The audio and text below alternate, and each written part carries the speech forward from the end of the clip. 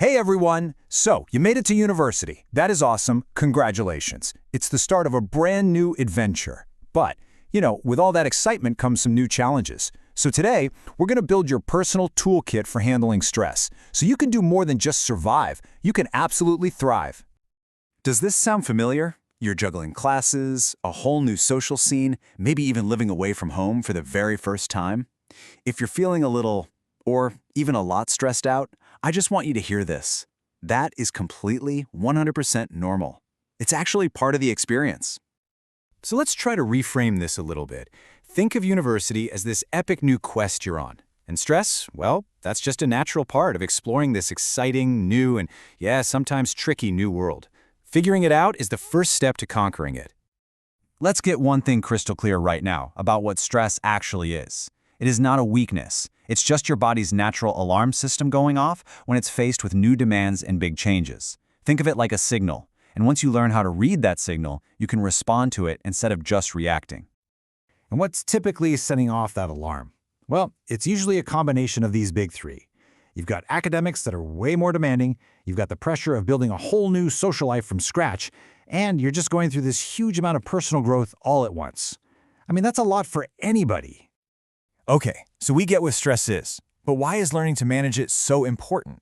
Well, because finding your calm isn't just about playing defense. It's your superpower. Seriously, it unlocks better grades, better health, and just a way better university experience overall.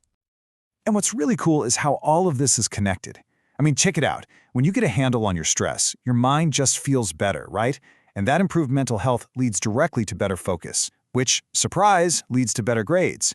And when you're not so stressed out, you're a better friend, a better partner, your relationships get stronger. It's a total win-win-win situation. So, the big question, how do we actually do it? Let's open up the toolkit. We're going to start with strategies that connect your mind and your body, because honestly, those two are so powerfully linked when it comes to stress. All right, here are the fundamentals. These are the daily habits that build a really strong foundation. We're talking about things like moving your body to get those awesome endorphins flowing, fueling yourself with good food, and this one's a big one, it's non-negotiable, getting enough sleep. But there are also some really powerful mental tools in here, like mindfulness and how you talk to yourself. And I love this because it points to one of the simplest but most powerful tools you have. This isn't just a nice idea, it's actual biology. A few slow, deep breaths can literally hit the reset button on your body's stress response. You can do it anywhere, anytime, right before a big exam, in the middle of a tough conversation, whenever you feel that overwhelm starting to creep in. And this is so important. The story you tell yourself in your head really matters. Positive self-talk isn't about pretending problems don't exist. It's about changing that little voice from, oh man, I can't handle this, to, okay, this is challenging, but I can figure it out. That one tiny shift builds a resilient mindset, and that is absolutely essential for this whole journey.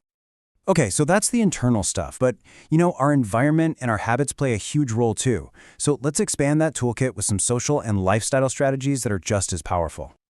This part is all about building a life that actually supports you. So that means getting organized with your schedule, but it also means surrounding yourself with good people who lift you up. It means actually making time for hobbies, things you do just for fun, not for a grade.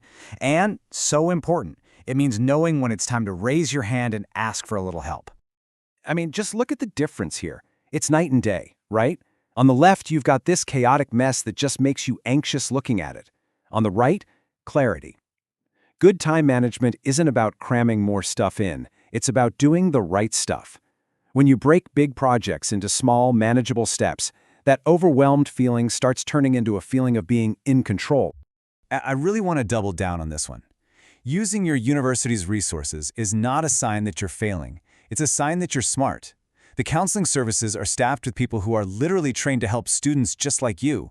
It's free, it's confidential, it's part of your support system. Please, use it.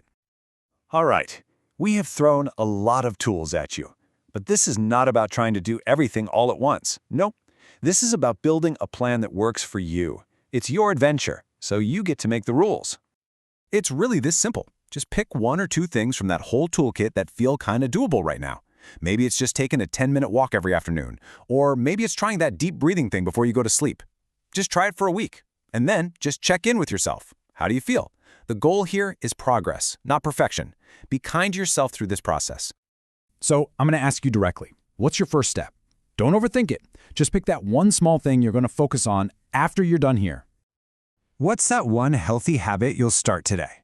Whatever it is you choose, just remember this. Managing stress isn't about making it disappear. It's about learning how to use it as fuel for your adventure. You already have everything inside you that you need to succeed. You've got this.